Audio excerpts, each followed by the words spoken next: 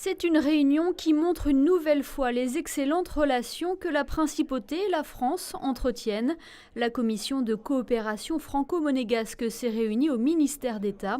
La délégation de Monaco était composée notamment du ministre d'État Serge Tell, des conseillers de gouvernement et de l'ambassadeur de Monaco en France, Claude Cotalorda.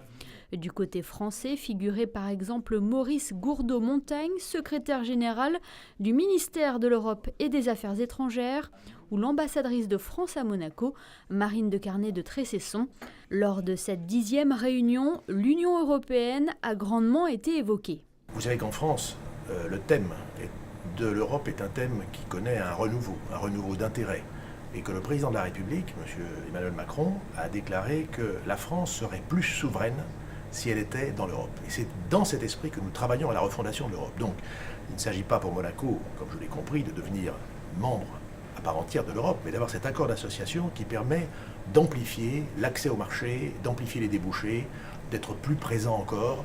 Et c'est dans cet esprit de souveraineté que l'on aborde l'Europe. C'est un énorme sujet pour la Principauté, et comme j'ai eu l'occasion de le dire, ce pays ne sera pas le même en fonction de l'accord ou pas que nous passerons avec l'Union européenne.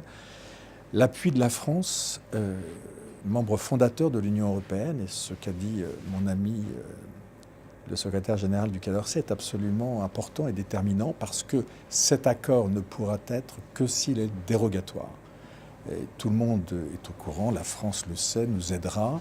Nous ne pourrons entrer dans cet accord d'association qu'avec les lignes rouges définies par le prince souverain sur ce sujet. Parmi les autres points à l'ordre du jour, les deux parties ont notamment évoqué des sujets comme la question des Français de Monaco au regard du logement ou encore le traitement des infractions routières. Cette réunion s'est poursuivie au cours d'un déjeuner en la résidence du ministre.